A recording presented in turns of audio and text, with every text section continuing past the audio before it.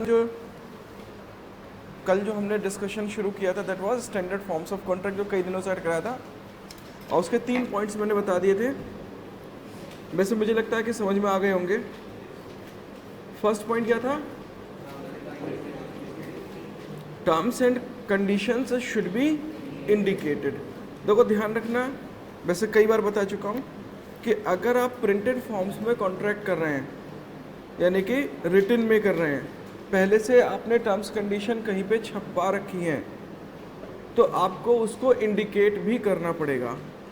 ठीक है, कहीं पर भी कोई सा एग्जांपल, इवन जैसे कार पार्किंग में रखते हो, तो कार पार्किंग के टाइम पे भी रसीद आपको दी जाती है, तो उसमें लिखा होता है कि आपकी किस किस चीज़ की हमारी रेस्पॉन्सिबिलिटी होगी, किसकी नहीं होगी। लेकिन लिखने से काम नहीं बनेगा।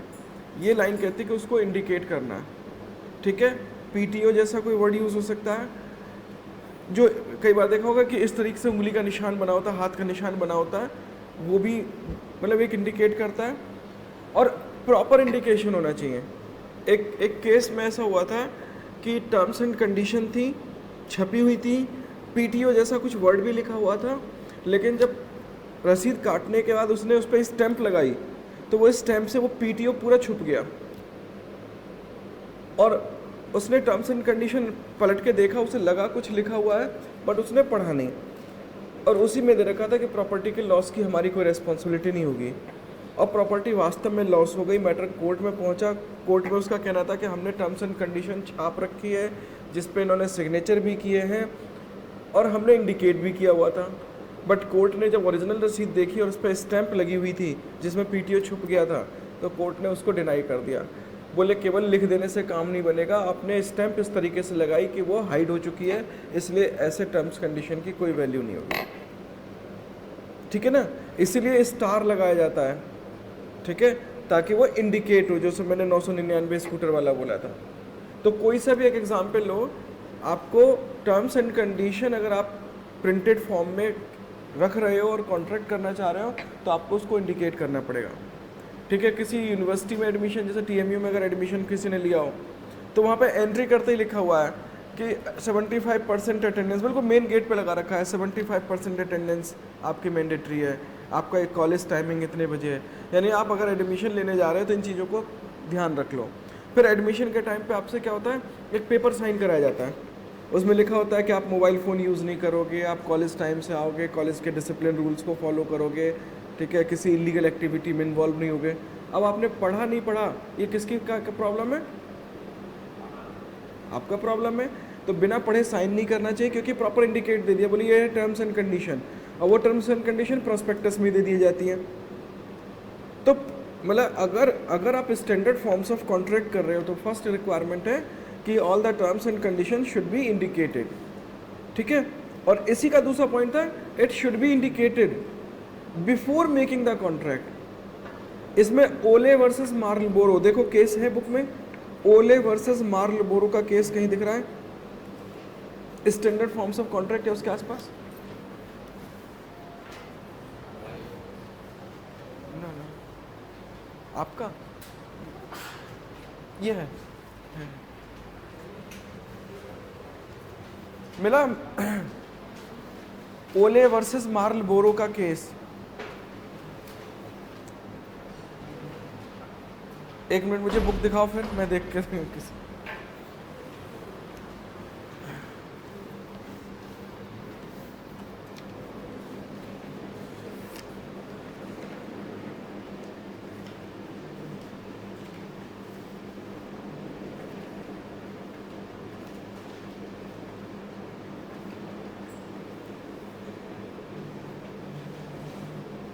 नहीं दे रखा तुम्हारे बुक में, इसको नोट कर लो, कहीं पे पढ़ लेना, हो सकता है कहीं टकरा जाए, अभी बुक में नहीं दिखाई पड़ रहा।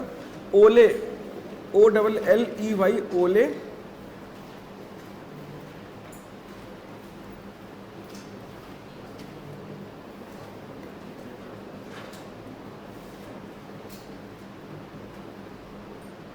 स्पेलिंग चेक कर लेना, क्योंकि नाम है, नाम में स्पेलिंग थोड़ा बहुत डिफरेंट हो सकती है। तो ओले वर्सेस मार्लबोरो, सॉरी OW, ठीक है, इस केस की स्टोरी में ये था कि एक होटल बुक किया गया और होटल जब बुक हुआ उस समय कोई भी टर्म्स एंड कंडीशन नहीं बताई गई। जब होटल का रूम चेक करने के बाद, फाइनल करने के बाद, ये हस्बैंड और वाइफ थे, पति पत्नी ट्रिप पे गए हुए थे और होटल का रूम इन्होंने जब ले लिया, फाइनली ले लिया और उसके बाद उस रूम में एंटर करते हैं, तो एंटर करने के बाद अंदर की साइड में किसी कॉर्नर पे एक नोटिस बोर्ड टंगा हुआ था। अब फिर ध्यान रखना, होटल बुक कर लेने के बाद रूम के अंदर किसी कॉर्नर में एक नोटिस बोर्ड टंगा हुआ था जिस पे लिखा हुआ था कि इस होटल में स्टे के ड्यूरेशन में अगर आपकी प्रॉपर्टी लॉस हो जाती है, आपका बैग चोरी हो जाता है, तो उसके लिए होटल रेस्पॉन्सिबल नहीं होगा। ठीक है, उसके बाद खैर उन्होंने ध्यान नहीं दिया, वो रात में स्टे करते हैं, बट उसी रात उनका बैग चोरी हो जाता है।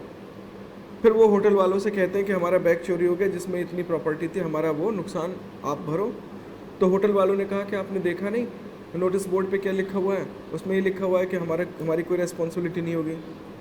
ये लोग नहीं माने और फिर मामला कोर्ट में ही पहुंचा। तो कोर्ट ने कहा कि ये जो इसे कहते हैं एग्जेम्पशन क्लॉज या एक्सक्लूजन क्लॉज, अगर आप किसी लाइबिलिटी से अपने आप को एक्सक्लूड करना चाहते हो, अपने आप को बचना चाहते हो, तो छपी हुई terms and condition before contract दोगे, आफ्टर कॉन्ट्रैक्ट नहीं। अगर आप इस नोटिस बोर्ड को रखना चाहते थे तो इसको होटल के बाहर ही लगा दिया जाता, ठीक है ना, होटल के बाहर लगा देते तो कोई दिक्कत नहीं होती। आपने होटल के उस रूम के अंदर, और वो भी कब उसे दिखाई पड़ा, जब कॉन्ट्रैक्ट हो चुका। तो कॉन्ट्रैक्ट होने के बाद की टर्म्स एंड कंडीशन की कोई वैल्यू नहीं होगी। ठीक है, ये केस अपने आप में सफिशिएंट है कि टर्म्स एंड कंडीशन बाद में अगर बताओगे तो उसकी कोई वैल्यू नहीं है। तुम्हारी बुक में एक एग्जाम्पल दे रखा है, पेज नंबर 1.23 पे, Raipur transport company versus Ghanshyam, पहला ही स्टैंडर्ड फॉर्म्स में ही दे रखा है। इसमें भी देखो स्टोरी क्या है कि transport career accepted the goods for transport without any condition. जब सामान उसको ट्रांसपोर्ट करने के लिए दिया गया तब कोई कंडीशन नहीं है।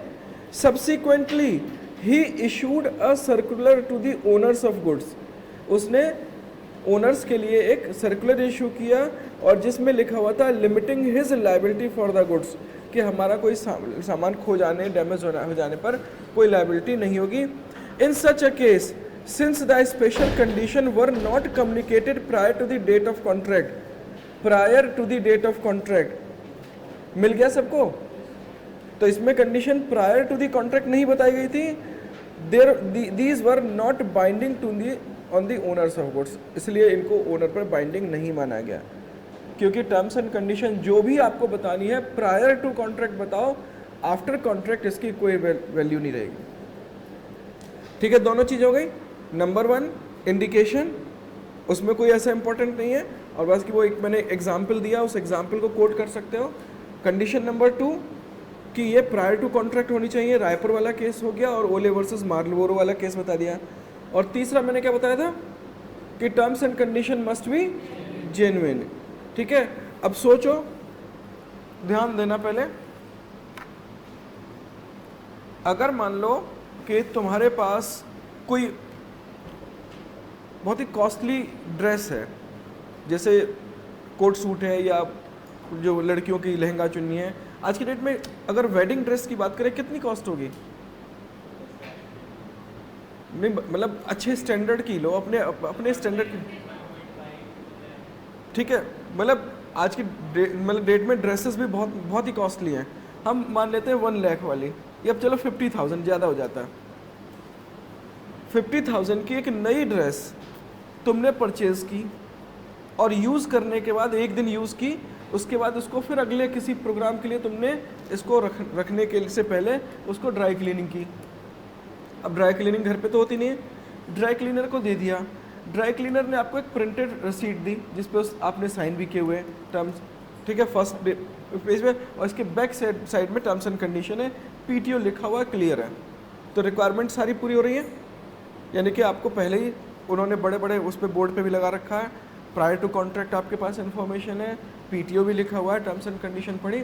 अब टर्म्स एंड कंडीशन में ये लिखा हुआ था कि इन केस अगर ये ड्रेस डैमेज हो जाती है, लॉस हो जाती है, और उसमें अगर कंपनी मतलब यानी जो भी ड्राई क्लीनर है उसके पार्ट पे ऐसा होता है तो उस यूनिफॉर्म या ड्रेस की वैल्यू का 10% जो प्राइस होगा उसके लिए ड्राई क्लीनर रेस्पॉन्सिबल होगा। यानी ड्राई क्लीनर ने अपने ऊपर भी रेस्पॉन्सिबिलिटी रखी, बोले मेरी वजह से अगर आपकी ड्रेस लॉस होती है तो मैं उसका नुकसान भरूंगा और जो आपकी मार्केट वैल्यू थी उसकी वैल्यू का 10% मैं पे करूंगा। सही है। अब हुआ ये कि X नाम के पर्सन की 50,000 की ड्रेस उसने ड्राई क्लीनर को दी और एक हफ्ते बाद जब ये पहुंचा तो पता चला कि जो है चोरी हो चुकी है, थेफ्ट हो चुका है। इसने 10% पहले डिस्कशन हुआ, बोले ठीक है भाई गलती है हम मानते हैं, बट ठीक है जो हमने आपसे प्रॉमिस किया हुआ था वो 10% पे करने को तैयार है। कितनी वैल्यू थी आप रसीद दिखा दो उसकी ड्रेस की, तो रसीद दिखाई 50,000 रुपये की थी, तो इसने 5,000 रुपये ले करके दिए, बोले कि ये लो 5,000 रुपये और जो भी हुआ उसके लिए हम सॉरी बोलते हैं। कुछ गड़बड़ है इसमें?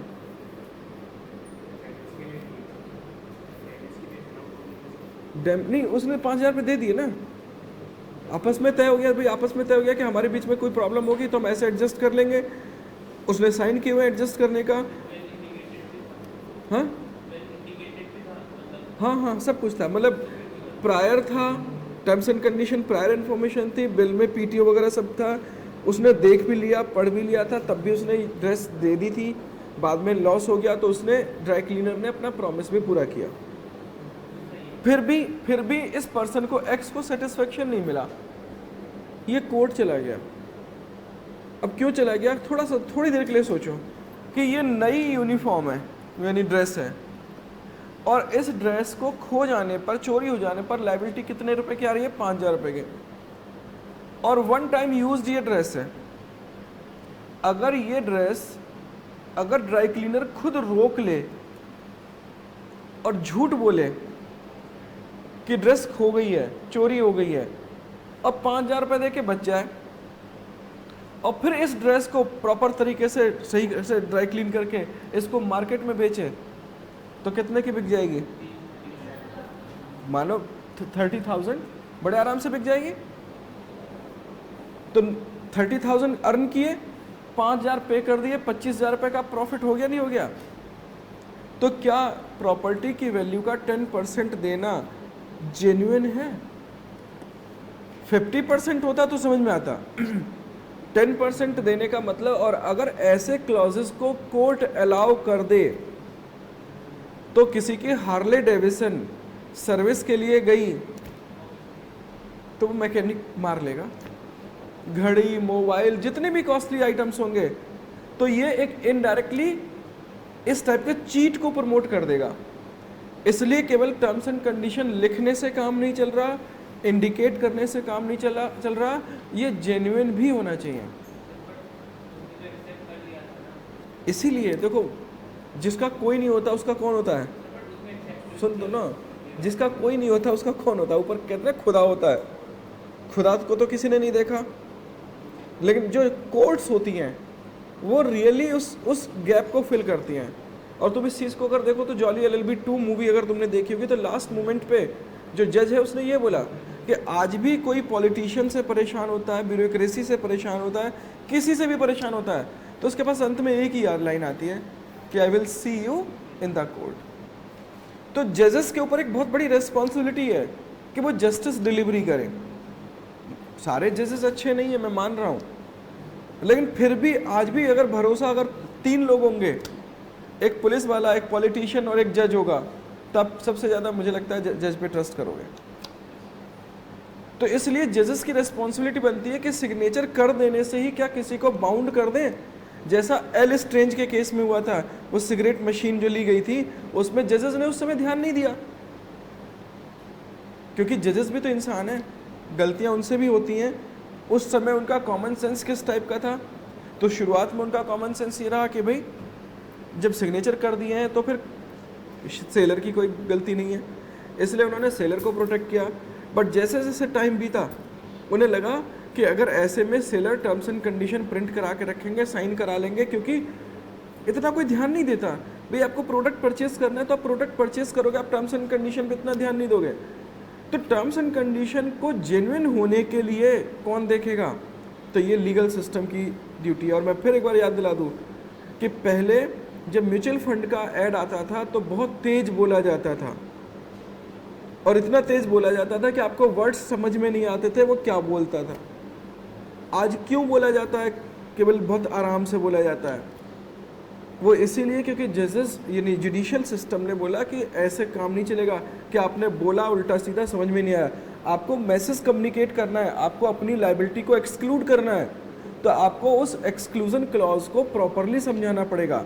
आप ऐसे तेजी से नहीं समझा सकते, यानी प्रॉपर वे में it should be communicated to the person. याद रहेगा? इसीलिए जितने भी आपके मतलब ऐड होते हैं उसमें जब भी कोई मूवी दिखाई जाती है उसमें भी पहले लिख दिया जाता है कि इस धारावाहिक या इस जो है मूवी के सारे पार्ट जो चरित्र है वो काल्पनिक है, इनका वास्तव में कोई लेना देना। That is disclaimer. और वो भी क्या है? एक्सक्लूजन। अगर आप अपनी लाइबिलिटी को एक्सक्लूड करना चाहते हो तो आपको बहुत एक क्लियर कट मैसेज देना पड़ेगा, और उस मैसेज में जेन्युइनिटी भी होनी चाहिए। और देखना बहुत जल्दी अभी सोनी का एक मेरे ग्रुप में ही सोनी का एक टीवी परचेज किया गया, ब्रेविया 36 इंच। लगभग सबको पता होगा कि 42,000 के आसपास है। ठीक है, 1 ईयर की गारंटी, 1 ईयर की। ठीक है, अब इनका टीवी 1 साल चला और 13वें मंथ में खराब हो गया।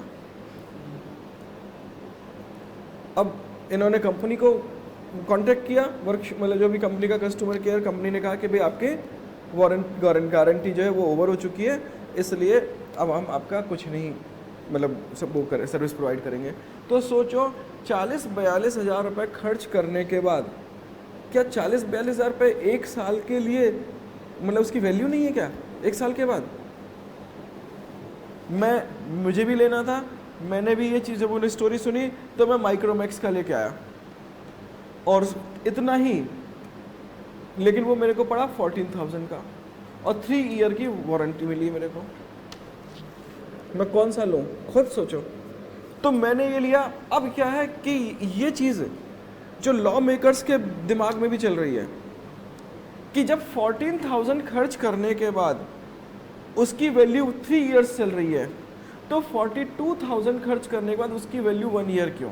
क्या कंपनी को अपने ब्रांड वैल्यू के बेसिस पे इतना फ्री कर दिया जाए कि वो लाखों की प्रॉपर्टी और वो केवल साल भर के लिए अपनी रिस्पॉन्सिबिलिटी मेंटेन करके रखें? तो बहुत जल्दी हो सकता है कंज्यूमर प्रोटेक्शन एक्ट जो तुमने पढ़ा होगा थोड़ा बहुत, कंज्यूमर राइट्स, उसमें ये भी आएगा कि कंज्यूमर को प्रोडक्ट देते समय उसकी जो आफ्टर सेल सर्विस है, याद है ना, आफ्टर सेल, तो आफ्टर सेल सर्विसेज भी जेन्युइन होनी चाहिए। ऐसा नहीं कि आपने 50,000 का टीवी दिया और 1 साल के बाद आपकी लायबिलिटी खत्म।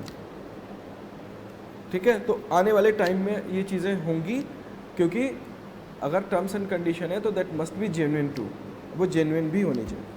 तो ये था तुम्हारा स्टैंडर्ड फॉर्म्स ऑफ कॉन्ट्रैक्ट। तुम्हारी बुक के हिसाब से केवल इन्होंने एक प्रायर टू कॉन्ट्रैक्ट इन्फॉर्मेशन की बात कही है, लेकिन इससे पीछे तुम्हारे को एक मिल जाएगा Lily White versus Manu Swami का केस, पेज नंबर 1.20 पर नीचे से पहला case, Lily White versus Manu Swami का केस। और ये वो केस है जो मैंने भी वेडिंग ड्रेस वाला बोला। ठीक है, अगर पढ़ना चाहो पढ़ लो। देखो लिखा हुआ है, where a launderer gives his customer a receipt for clothes received for washing, the receipt carries a special condition and are to be treated as having been duly communicated to the customer, and therein a tacit acceptance of these condition is implied by the customer's acceptance। ठीक है, अब इसमें नीचे facts दे रखे हैं। P delivered some clothes to dry cleaner for which she received a laundry receipt containing a condition that in case of loss customer would be entitled to claim 15% of market price of value of the article. P lost the new sari, held the terms were unreasonable and P was entitled to recover full value of the sari। याद रहेगा? ठीक है, तो ये ऊपर अगर dry cleaner ने आपको प्रॉपर रिसीट दे के प्रॉपर टर्म्स एंड कंडीशन दे रखी है तब तो मान के चलो आप बाउंड हो, लेकिन उन टर्म्स एंड कंडीशन में कोई अनरीजनेबल टर्म है तो यू आर नॉट बाउंड। और इसीलिए नीचे उन्होंने इसके फैक्ट्स बता दिए। मैंने तुम्हें 10% का एग्जाम्पल दिया, इन्होंने 15%, लेकिन 15% भी क्या बहुत है? कुछ नहीं है, ठीक है ना। तो इसको ध्यान रखना है। तो तुम्हारा स्टैंडर्ड फॉर्म्स ऑफ कॉन्ट्रैक्ट का टॉपिक भी पूरा हो जाता है। अब एक बार नज़र मार लो कि इसमें से कौन सा टॉपिक मुझे और दोबारा बताना है। अभी एक पेज नंबर 1.20 पे एक ये Mukul Dutta versus Indian Airlines का केस और चेक कर लो। Mukul Dutta versus Indian Airlines का सारे फैक्ट्स मैंने तुम्हें बता रखे हैं, सारी कंसेप्ट बता रखी है, पढ़ लो फिर भी।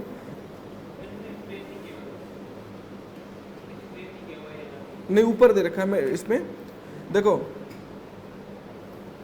पहले इन्होंने एक्सप्लेन किया, when someone travels from one place to another by air it could be seen that special conditions are printed at the back of the air ticket in small letters. और लिखा क्या, in a non computerised train ticket even these are not printed.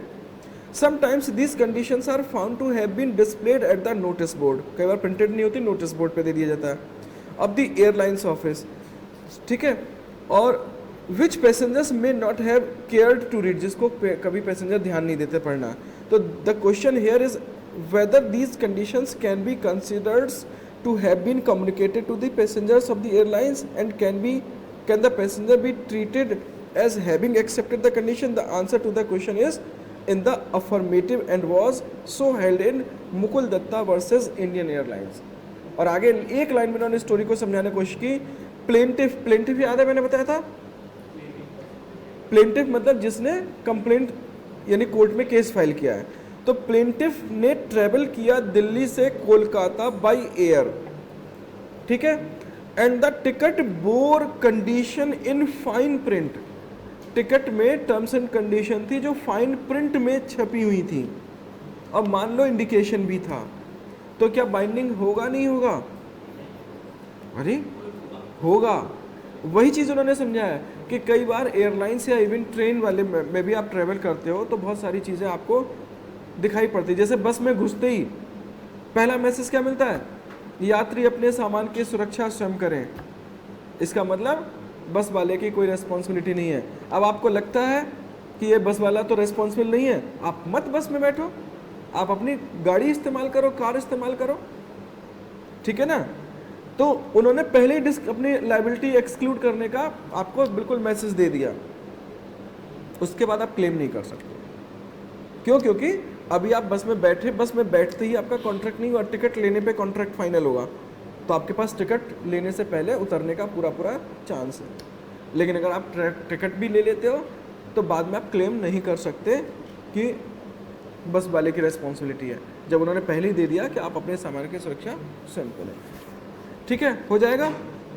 अब बताओ कौन सा page था तुम्हारा?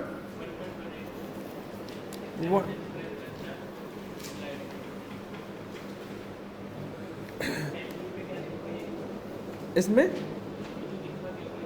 देखो सब लोग चेक कर लो, पेज नंबर 1.18 और पॉइंट नंबर 7। वैसे मैंने तुम्हें सिंपल वे में एक्सप्लेन कर दिया था कि एक्सेप्ट बाय कंडक्ट भी कर सकते हो। मैंने तुम्हारा एग्जांपल दिया था कि तुम यहाँ पर पढ़ते पढ़ते एक दिन अपने फ्रेंड को ले आते हो और वो भी पढ़ता रहता है, कोई डायलॉग डिलीवर नहीं होता इंस्टीट्यूट और उस स्टूडेंट के बीच में, still there will be a contract, क्योंकि इम्प्लाइडली आपने एक्सेप्ट कर लिया पढ़ना, और अगर आपके 15 दिन हो गए तो अब आपको फीस पे करनी पड़ेगी। दूसरा मैंने चाय वाले का एग्जांपल दिया था कि आप किसी टी स्टॉल के पास खड़े हो, अचानक एक पर्सन आता है और आपको टी ऑफर करता है, बिना बोले आप चाय पी लेते हो, तो इट मीन्स आपका चाय पीना क्या है? Acceptance by conduct. ठीक है, देखो section 8 of act lays down that the performance of the condition of proposal or the acceptance of any consideration for a reciprocal promise which may be offered with a proposal constitute an acceptance। reciprocal promise मैंने बताया था कि both side से जब offer acceptance होते हैं, promises होते हैं, तो वो रेसिप्रोकल। जैसे हमारा प्रॉमिस क्या है, पढ़ाने का, तो तुम्हारा प्रॉमिस क्या है, यानी दोनों साइड से रेसिप्रोकल प्रॉमिस है। तो चाय वाले का प्रॉमिस क्या होता है, चाय देने का, तो जैसे ही आप चाय लेते हो कंसिडरेशन एक्सेप्ट कर लेते हो, यानी चाय एक्सेप्ट कर लेते हो, आपका प्रॉमिस हो जाता है पैसे देने का। तो जब भी ऐसा होगा तो इसमें बोलना जरूरी नहीं है, परफॉर्म कर देना काफी है। परफॉर्म करना, देखो मैं फिर से रिपीट कर दे रहा हूं, performance of the condition of a proposal. Proposal में कंडीशन थी, ठीक है, उस कंडीशन को आपने फुलफिल कर दिया बिना कुछ बोले। और इसका बेस्ट एग्जांपल क्या था, कार्लेल versus carbolic smoke ball company का, जिसमें एक मेडिसिन परचेज की गई थी, कंपनी को कुछ नहीं बताया गया था। तो हाँ ठीक है ना। अब फिर और the acceptance of any consideration, acceptance of any consideration. मैं तुम्हें फिर इसका भी अपना एक रियल एग्जांपल दूं। टाउन हॉल पे तो देख गए होगे ना, तो टाउन हॉल पे पुलिस स्टेशन है, कोतवाली जिसे बोलते हैं। तो मेरे फादर पुलिस में थे, तो कोतवाली में ही उस समय क्वार्टर मिला हुआ था। तो ये जो सड़क है, इस सड़क पे यहाँ पर तो पूरा ऑफिस है, और इस साइड में एक वो बने हुए क्वार्टर्स, ठीक है। हमारा वाला ये था पहला, और क्वार्टर की नंबरिंग क्या थी, 1 2 3 4 एंड 5। अब हमारे यहाँ एक्स नाम का पर्सन न्यूज़पेपर डालता था, कोई दिक्कत नहीं है। अब हुआ क्या कि ये से कहीं जाना था एक्स को, तो उसने अपने किसी साथी को, दोस्त को, या अपने भाई बहन जो भी रहा, उसने उसको कहा कि भाई तुम यहाँ पे न्यूज़पेपर डाल देना। और कौन से नंबर में डालना है, हाउस नंबर 1 में। ये पर्सन आया और इसने जो है काउंटिंग यहाँ से करी। इसने देखा, बोले 5 मकान है, तो 5 मकान में काउंटिंग कहाँ से शुरू होती, इधर से शुरू होती, 1 2 3 4 5। यहाँ पे क्या थी, 1 2 3 4 5। तो इसने दिमाग लगाया, बोले 1 2 3 4 5, इसने इस मकान में न्यूज़पेपर डाल दिया। अब क्या करना चाहिए, गलती हो गई ना। किसकी गलती हो गई, न्यूज़पेपर वाले की गलती नहीं हुई, गलती इस पर्सन की हुई। क्योंकि जैसे ही न्यूज़पेपर इसको मिला, उसी मोमेंट, चलो ठीक है उस समय तो न्यूज़पेपर वाला भाग गया, बहुत तेजी से डाल के भागते हैं, बट ट्रैक तो कर सकता था, अगले दिन तो कर सकता था।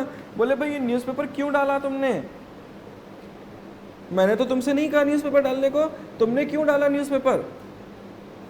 तो ये बोलता है कि मुझे रमज़ान में ऊपर से रात में सपने आए, बोले रमज़ान जिस दिन शुरू हो उस दिन से आप न्यूज़पेपर बांटना, तुम्हें जो है तुम्हारी को बरकत हो जाएगी। या बोले दुर्गा जी ने रात में दर्शन दिए, बोले कि अगर तुम सीए बनना चाहते हो तो न्यूज़पेपर बांटो। ठीक है, तो इसने कहा कि अच्छा ऐसा कहा, सबको 4 5 6 सबको बुला लिया, बोले आ जाओ भाई सबको न्यूज़पेपर दो, फ्री में दे रहा, कोई दिक्कत नहीं है। इसने अपने आप को क्लियर कर लिया, ठीक है। इसने क्या करा, क्लियर नहीं किया, और ये बेचारा न्यूज़पेपर डालता गया। हम रोज सोच रहे हैं हमारा न्यूज़पेपर क्यों नहीं आ रहा। एक हफ्ते बाद जब ये एक्स आया, हमारे यहाँ न्यूज़पेपर डाला, हमने कहा 1 हफ्ते कहाँ थे, बोले नहीं आपको न्यूज़पेपर तो आया होगा। हमने कहा हमारे पास एक दिन भी न्यूज़पेपर नहीं आया। तो इसने फिर इससे पता किया, इसने कहा कि मैंने 1 नंबर में डाला है। बोले फिर वो पकड़ के लेके आए, बोले कहाँ डाला है, बोले ये 1 नंबर थोड़ी, ये है 1 नंबर। तो क्लियर हुआ। अब ये पेमेंट लेने के लिए इनके पास पहुंच गया, बोले आपके पास 1 हफ्ते न्यूज़पेपर आया, उसका पेमेंट दो। एज पर लॉ मतलब ये पर्सन बाउंड है एज पर लॉ। लेकिन थोड़ा सा पुलिस वाले थे, बदमाशी चलती है पुलिस वालों की। वो न्यूज़पेपर वाला बेचारा सीधा साधा था, हड़का दिया, बोले मुझसे पैसे लेगा, तुझसे मैंने थोड़ी कहा था डालने को, ठीक है बहुत ज़्यादा है तो पुराने न्यूज़पेपर उठा दिए, बोले ले। लेकिन अब उस न्यूज़पेपर की कोई वैल्यू है। तो लॉ, अगर ये पर्सन कोर्ट चला जाता तो इन दरोगा जी को पेमेंट देना ही पड़ता।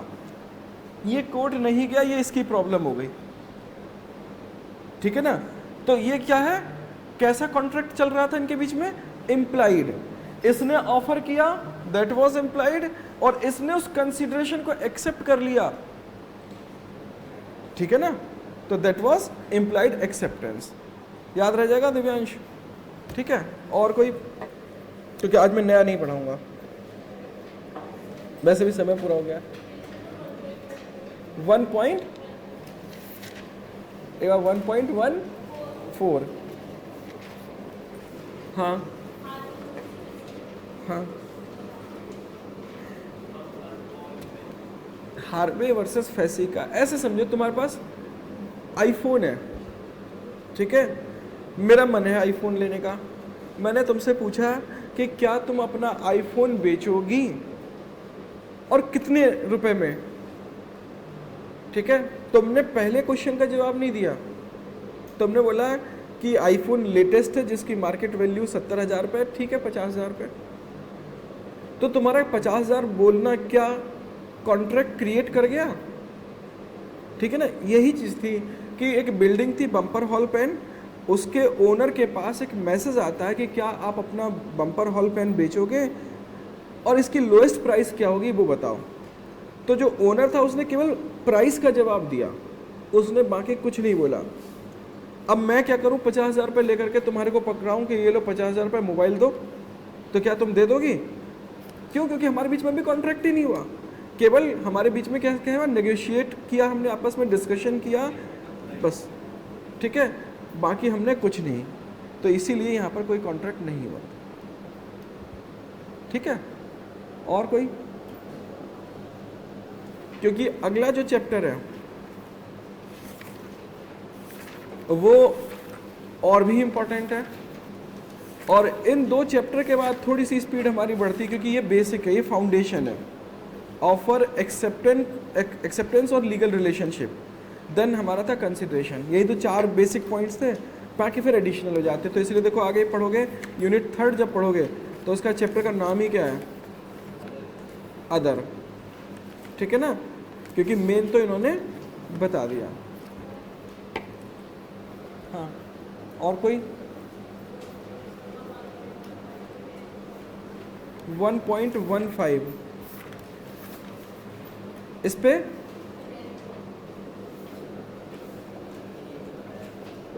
नहीं समझा कौन, अच्छा 10 पॉइंट, उसी को तो नीचे ये दोनों पैराग्राफ दे रखे हैं। A statement of price is not an offer. Statement, अभी जो एग्जाम्पल था वो क्या था कि मैंने इनसे पूछा कि अपना मोबाइल बेचोगे, इसकी प्राइस बताओ, इन्होंने प्राइस बता दिया, तो प्राइस का स्टेटमेंट बताना that is not an offer. और मैंने इसके लिए तो बताया था कि मॉल्स में हम जाते हैं तो रैक्स में सामान रखा होता है विद प्राइस टैग, होटल में जाते हैं तो मीनू कार्ड जो होता है वो विद प्राइस इसका स्टेटमेंट होता है, but that is not an offer, that is simply an invitation to offer, ठीक है। क्योंकि हम सस्ता सामान देख करके, तुम अभी मिंत्रा, अमेजॉन, फ्लिपकार्ट खोलो तो उसमें भी प्राइस टैग्स के साथ आपको प्रोडक्ट दिखाई पड़ेंगे, ठीक है। अब उसमें आपने देखा कि ली कूपर का शू है और 500 रुपये मिल रहा है, आपने उस पर क्लिक किया और पता चला आउट ऑफ स्टॉक, और जबकि मेन लिस्ट में वो दिख रहा है। तो मेन लिस्ट में प्राइस के साथ प्रोडक्ट को शो कर देना, डिस्प्ले कर देना, that is simply an invitation, that is not an offer, ठीक है। और जब आप उसको सर्च करते हो, प्रोडक्ट मिल जाता है, तब आप उसको ऑफर करते हो।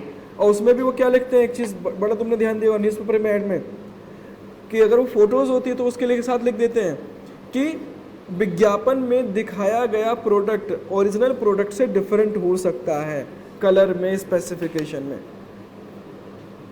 तो इसलिए वो पहले से क्लियर करके बोले कलर में डिफरेंस हो सकता है, फीचर्स में नहीं बोलते, यानी दिखाए गए प्रोडक्ट में थोड़ा बहुत डिफरेंसेस हो सकते हैं, फीचर्स में वो पहले ही से डिटेल दे देते हैं, ठीक है। कि अगर आप रेडमी का मोबाइल ले रहे हो तो 32 GB वाला तो उसके फीचर्स अलग, 64 GB वाला तो अलग, 128 वाला तो अलग, तो आप फीचर्स पढ़ लो।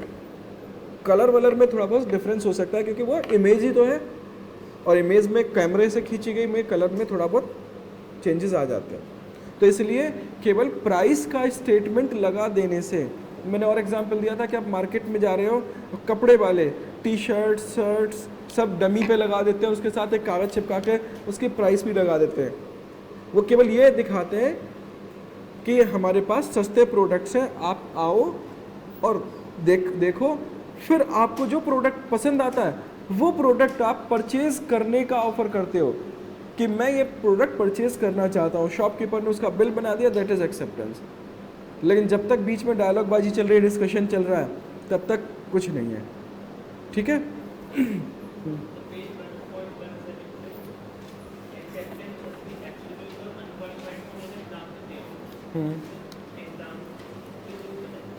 देखो 1.17 पे एग्जाम्पल है, A inquires from B will you purchase my car for ₹2 lakh. अब if B replies I shall purchase your car for 2 lakh if you buy motorcycle for 50,000। हो गई ना गड़बड़? भाई मैं तुम्हें अपनी कार 2 लाख में बेचूंगा, क्या खरीदोगे? तो तुम्हें क्या बोलना है, या नो, यस या नो। ठीक है, इसने क्या बोला, हाँ खरीदूंगा लेकिन मेरी मोटरसाइकिल खरीद लो, तो काउंटर ऑफर हो गया, मेन ऑफर रिजेक्ट हो गया। तो इसलिए एक्सेप्टेंस थी तो, but that was not absolute, that was not unqualified, it was qualified acceptance. आगे बताऊं, आगे बताऊं?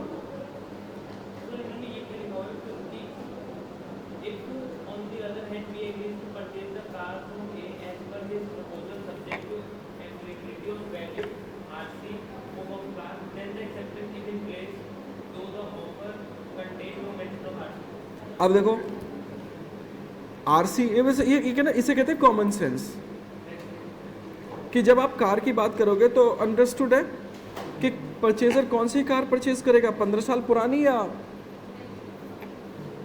यानी अगर 15 साल पुरानी हुई तो वैसे स्क्रैप हो गई है। अब कार वर्ड यूज हो रहा है ना, 15 साल पुरानी कार को कार नहीं बोलेंगे, स्क्रैप बोलेंगे, क्लियर है? तो इसलिए अगर कोई कहता है कि भाई क्या मतलब आप मुझे अपनी कार बेचोगे लेकिन मैं तभी खरीदूंगा जब आरसी वैलिड हो, तो ये उसने ये डायलॉग नहीं बोला, बट इट इज अंडरस्टूड, इसलिए इस पे इसे कोई कंडीशन में नहीं रखेंगे।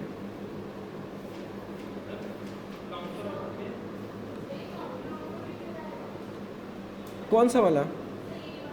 ऊपर वाला पोर्शन, मोटरसाइकिल वाला पोर्शन काउंटर ऑफर कहलाएगा। लेकिन इसमें अगर ये जो दूसरा को देखा, ए ने कहा मिस्टर बी क्या आप मेरी कार परचेज करोगे, बी ने कहा हाँ खरीद लूंगा, क्या आपके पास वैलिड आरसी है? तो उसका ये क्वेश्चन करना ये काउंटर में नहीं आएगा, क्योंकि ये कॉमन सेंस की बात, मोटर बाइक वाला काउंटर ऑफर है।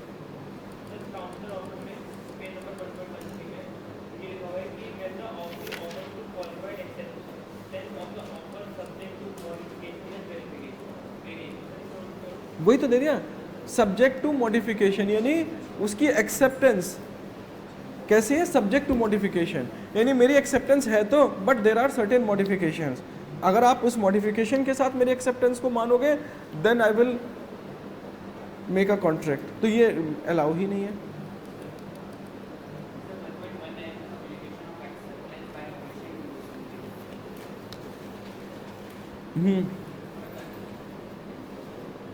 देखो अभी थोड़ी देर पहले ही ओमिशन पे बात हुई थी, तुम लेट आए हो और तुम अक्सर लेट आ रहे हो, मुझे दिखाई पड़ा लेट आ रहे हो तुम, तो चीज़ें मिस करोगे कि communication of acceptance by omission to do something. ठीक है, देखो ए ने बी को एक चेक दिया, ठीक है, और वो चेक बाउंस हो गया, तो बी क्या करेगा? तो बी के पास राइट है वो जा करके कोर्ट केस करे, क्योंकि चेक बाउंस के केस में डबल पनिशमेंट और 2 साल तक की सज़ा भी है। डबल पनिशमेंट यानी चेक की वैल्यू जितनी लिखी हुई है उसका डबल पेनल्टी लग जाएगी और 2 साल तक की सज़ा भी हो सकती है। तो बी के पास एक बड़ा अच्छा मौका है। ठीक है, अब ए को भी इस बात का डर लग रहा है। ए ने इसे कहा कि भाई मैंने आपको 10,000 रुपये का चेक दिया था, वो बाउंस हो गया है, अब केस मत करना। ठीक है, बी ने केस नहीं किया, क्यों? क्योंकि इसने कहा कि मैं 10,000 रुपये और प्लस 1,000 रुपये आपको एक्स्ट्रा एज अ पेनल्टी दे दूंगा, आप केस मत करना। इसने केस नहीं किया, तो दैट इज ओमिशन। ठीक है ना, क्योंकि इसके पास राइट है केस फाइल करने का। इसके प्रॉमिस के बदले में, यानी ये पैसे दे रहा है, ये क्या दे रहा है रिटर्न में? कुछ नहीं, ये दे रहा है ओमिशन। क्यों? क्योंकि इसने अपना एक राइट जो है वो सेक्रीफाइस कर दिया इसके बदले में। तो ये यहाँ पर जरूरी नहीं कि कॉन्ट्रैक्ट में दोनों साइड से कुछ ना कुछ मिले, ठीक है। ये ओमिशन भी हो सकता है, एक्ट भी हो सकता है, ओमिशन भी हो सकता है। कौन बोल रहा है पहले? किसकी आवाज थी? हाँ, पेज नंबर, ओमिशन। और देखो, ड्यूटी को ओमिट करना ओमिशन कहलाता है, ठीक है ना। ड्यूटी मतलब एक फिक्स ड्यूटी है। जैसे अगर किसी, मैंने शायद एग्जांपल भी दिया था, अगर किसी को मारना है तो एक तरीका तो उसको चाकू लेके घुसेड़ दो, घुमा दो, आते वाते सब निकाल दो, मर गया, ठीक है ना। शूट कर दो, गला काट दो, ठीक है। दूसरा तरीका क्या है कि आप एज ए गार्जियन, जैसे आपके ऊपर किसी की रिस्पॉन्सिबिलिटी है, उसको खाना मत दो, 1 दिन 2 दिन 3 दिन 4 दिन अपने आप निकल लेगा। तो यहाँ पर पहले वाले में आपने क्या किया? बाई एक्ट आपने मर्डर किया, और दूसरे में बाई ओमिशन। क्योंकि मैंने क्या बोला? गार्जियन, बीइंग गार्जियन, क्योंकि गार्जियन के अलावा और किसी की ड्यूटी नहीं है। बाकी सड़क पर पड़ा हुआ कोई भूखे मर जाए तो चलते फिरते की कोई रेस्पॉन्सिबिलिटी नहीं है, ठीक है। इसलिए जो गार्जियन, तो गार्जियन होते ड्यूटी बन जाती है, ठीक है। और 1 पॉइंट, हाँ,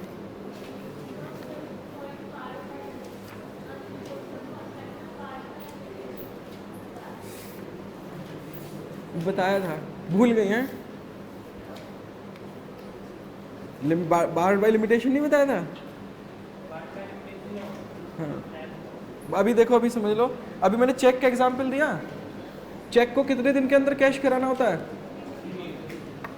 3 महीने बाद क्या हो जाता है? वो बार्ड हो जाता है, बार्ड हो जाता है। ऐसे ही हर डिस्प्यूट को कोर्ट में ले जाने का एक टाइम होता है, ठीक है। जनरली कॉन्ट्रैक्ट की बात करें तो 3 साल का टाइम होता है, 3 साल। प्रॉपर्टी के मॉर्गेज की बात करें तो 30 इयर्स का टाइम होता है, ठीक है ना। मतलब डिफरेंट टाइप का आपका डिस्प्यूट है, उसका डिफरेंट टाइप का टाइम लिमिट है। और ये टाइम लिमिट ऐसे ही नहीं है, इसके लिए एक लॉ बना हुआ है जिसका नाम है इंडियन लिमिटेशन एक्ट। उस एक्ट में उन्होंने सजेस्ट किया हुआ है, कॉलम दे रखा है नेचर ऑफ डिस्प्यूट, ठीक है, और फिर टाइम दे रखा है, यानी टाइम लिमिट, और फिर उसमें यह भी दे रखा है 3rd पॉइंट कि काउंटिंग किस डेट से होगी, ठीक है ना।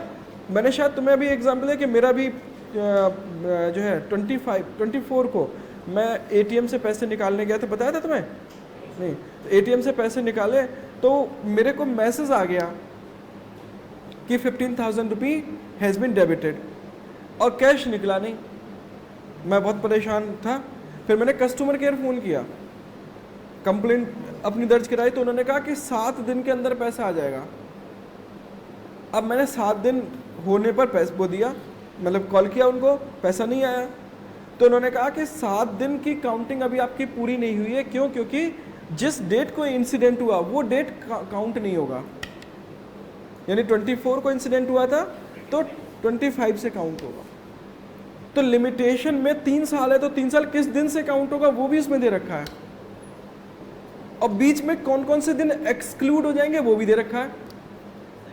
जैसे बीच में मान लो वो 6 महीने के लिए जेल में था तो वो टाइम एक्सक्लूड हो जाएगा, तो वो भी दे रखा है। जैसे मेरे केस में फिर मैंने 1 दिन बाद फिर फ़ोन किया, फिर बोले अभी आपका टाइम पूरा नहीं हुआ। मैं कहा अब क्यों नहीं हुआ? क्योंकि ऐसे बोले कि बीच में जो वर्किंग, हम बात करते हैं 7 वर्किंग डेज़ की, और बीच में संडे था, और फिर संडे से पहले जो पड़ा वो लास्ट सैटरडे बैंक, तो 2 दिन वो माइनस हो गए। फिर मैंने फ़ोन किया, बोले अभी भी पूरा नहीं हुआ क्योंकि 23 को इलेक्शन था। नहीं, मेरा 22 का इंसिडेंट था, 24 नहीं 22 का इंसिडेंट था, तो 23 का इलेक्शन था, उनको उसको भी एक्सक्लूड कर दिया उन्होंने।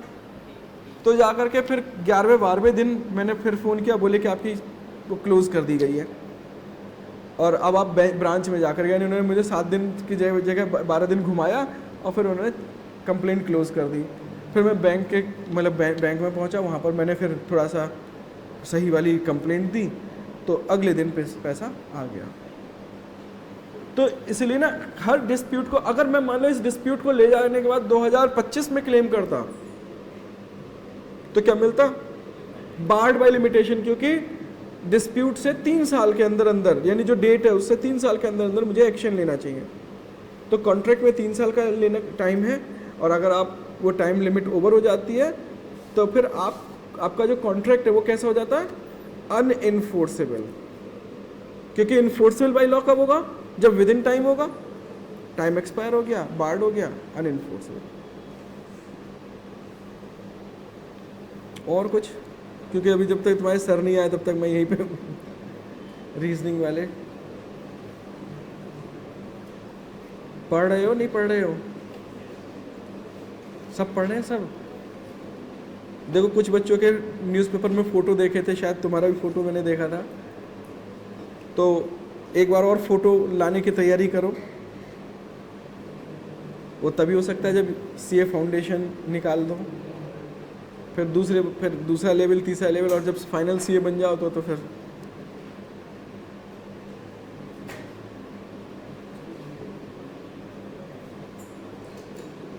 कुछ नहीं पूछना। तो चलो मैं तुम्हें आज एक फिर 5 मिनट का एक सेशन और लेता हूँ। सबको दिख रहा है ना?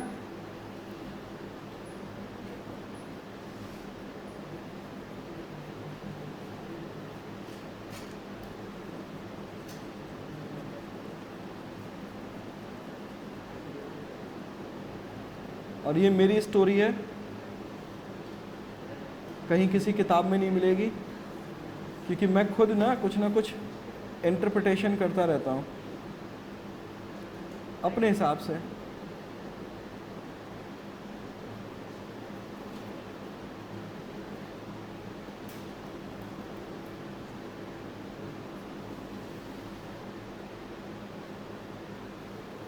हो गया?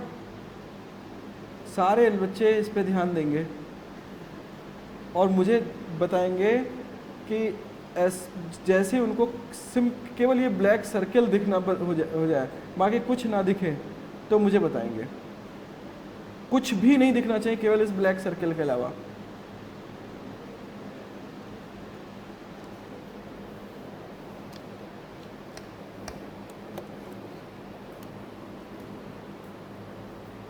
और बिल्कुल ऑनेस्ट रिप्लाई देना है।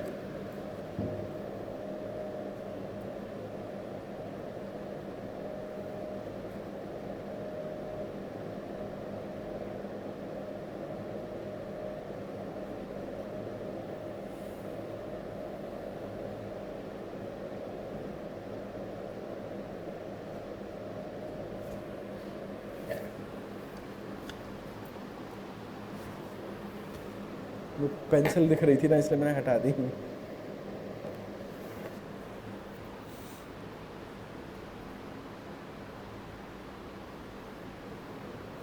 चलो मैं बोल देता हूँ, छोड़, इतना मत दिमाग लगाओ। ये इम्पॉसिबल है,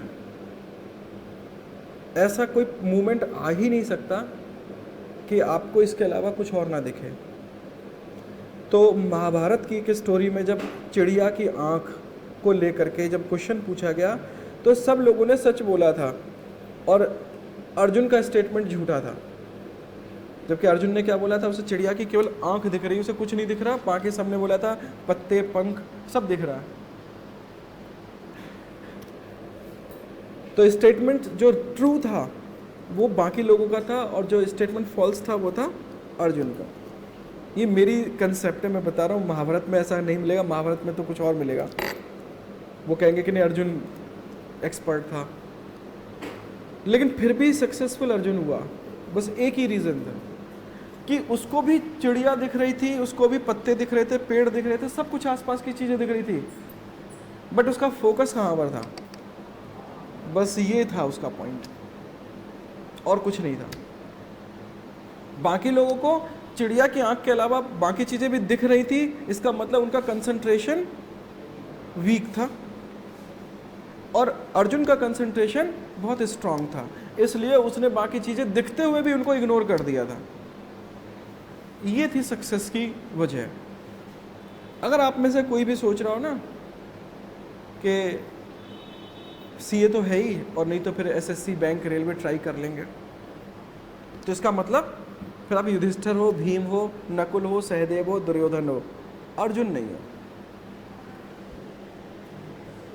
और अर्जुन बनना है, सक्सेसफुल बनना है, तो आपको उसी तरीके से देखना है जैसे अर्जुन ने चिड़िया को की आंख को देख करके अपना कंसंट्रेशन एक ही जगह फिक्स कर दिया। तो ये तुम्हारे लिए एक स्पिरिचुअल और ये मोटिवेशनल, जो भी तुम कहना चाहो, रिलीजियस है इसलिए स्पिरिचुअलिटी भी रहेगी इसमें, बाकी ये मोटिवेशन है हिंदू मुस्लिम सभी बच्चों के लिए है कि आपका कंसंट्रेशन कितना है अपने टारगेट के लिए, वो आपको सक्सेस दिलाएगा। अगर आपका कंसंट्रेशन स्ट्रांग है तो definitely you will get success, otherwise you will lose. तो इसलिए आँख को देखना है, दिखेगी बहुत सारी चीज़ें, ध्यान उनसे हटाना है, ठीक है। बाकी एक दिन और तुम्हें मैं इसका एक सेकंड पार्ट और बताऊंगा, आज के लिए काफ़ी है।